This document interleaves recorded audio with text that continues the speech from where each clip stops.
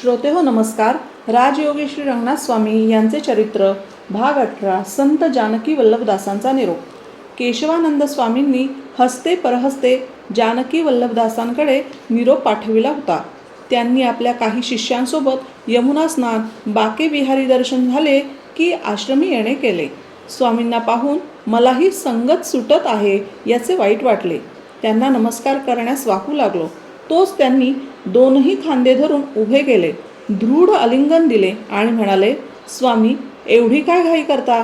अजून थोडे दिवस थांबला असतात तर तेवढीच आपल्या संगतीची दैवी देणगी आमच्या जगण्याची उंची वाढवून गेली असती. आपल्या संगतीत गेलेले मागच्या एका महिन्यातील दिवस मी आणि माझा शिष्यवर्ग विसरूच शकणार नाही. भगवंताचे अंतःकरण आपणच आहात असे आपल्या गीता, भागवत प्रवचने ऐकताना जाणवत होते. आपला व्यासंग, व्युत्पन्नत्व आणि ब्रह्मनिष्ठा केवळ अद्वितीय आहे. काळाच्या या विशाल प्रवाहात पुन्हा आपली भेट होणे दुरापास्तच आहे. आपण तर आनंद संप्रदायी, आनंद हा स्थायी भाव असलेल्या आपला संप्रदाय, परंतु तुमचा विरह आपल्या संगतीच्या या सर्व स्मृती भरून काढील. तुमच्या या पारमार्थिक पथावरील पुढील प्रवासास आमच्या शुभेच्छा. आपल्या अपरिग्रह वृत्तीचे स्मरण असल्याने याहून अन्य काय देणार? जानकी वल्लभदासांच्या शुभेच्छा झाल्या. त्यांच्यासोबत आलेले त्यांचे शिष्य हिरमुसलेल्या मुद्रेने भेटले. मी वृंदावन सोडून जावे असे त्यांनाही वाटत नव्हते.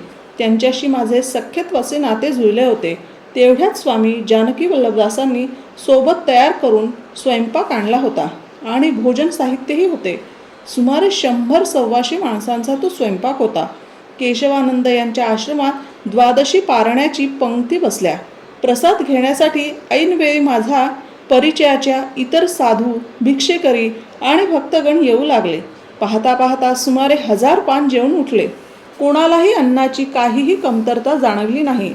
अनेकांनी अनेक वस्त्रे, वस्तू, पादुका इत्यादी भेटवस्तू आणल्या, परंतु त्याचा मनाने स्वीकार करून त्या जनार्दन स्वरूपी त्या प्रेम व्यक्त केलेल्यांनाच परत केल्या.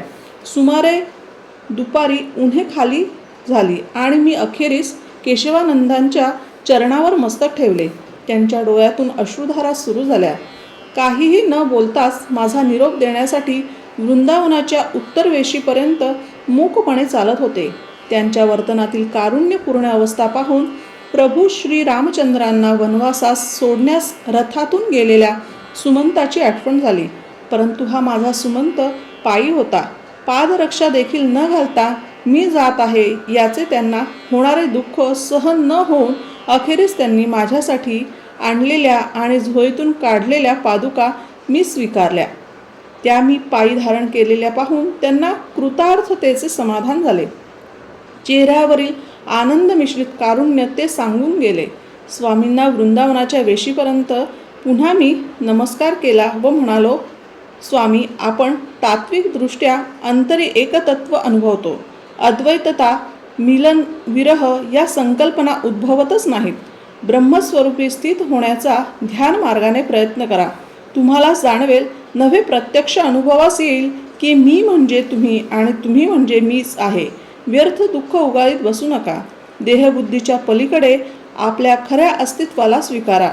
या ज्ञानदृष्टीने परिपूर्ण झाल्यावर मग श्रीकृष्णाच्या सगुण रूपाची आराधना करा.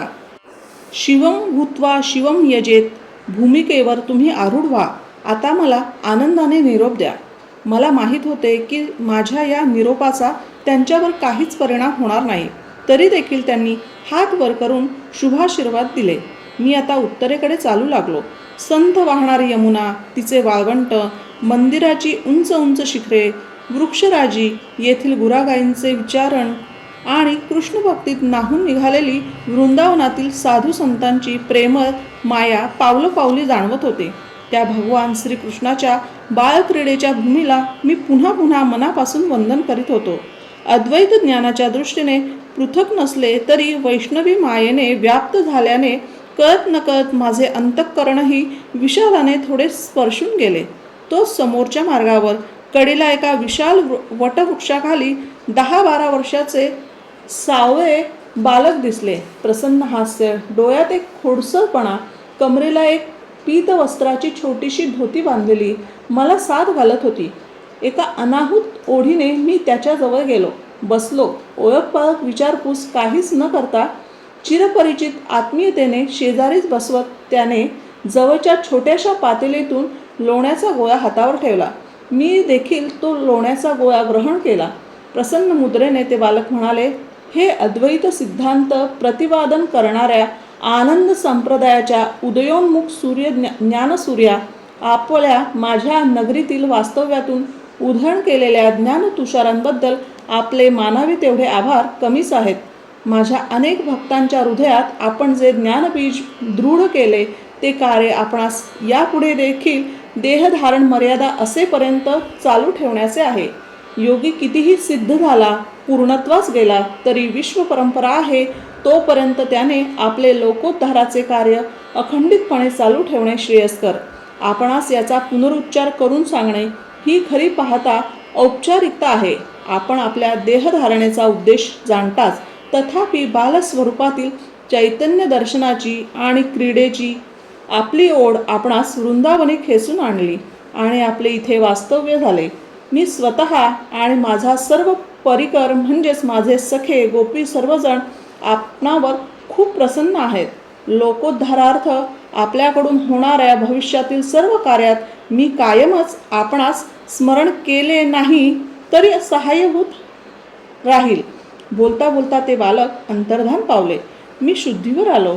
देहभानावर आल्यानंतर विचार करू लागलो. त्यांनी जाणवले की वेदांमध्ये असलेली भगवंताची स्वमोहिनी नावाची माया कार्यरत झाली होती, जिच्यामुळे परब्रह्म कार्यशील होऊनही ते आपले स्पष्ट प्राकट्य लपवून ठेवते. नाथांच्या चरित्रात 12 वर्षे नाथांच्या घरी सेवा करूनही नाथांना त्याच्या ईशतत्वाची जाणीवच झाली नाही, तशी श्रीकृष्णाने स्वमोहिनी माया प्रसारित करून मला भक्तियोगातील सगुण साक्षात्कार दिला होता. मनाशीच हसलो. विरह विषादाचे ढग कुठल्या कुठे विरून गेले आणि निभृत झालेल्या अंतःकरणाने हरिद्वारकडे चालू लागलो. अवधूत चिंतन श्री गुरुदेव दत्त. निजानंद रंगनाथ स्वामी महाराज की जय.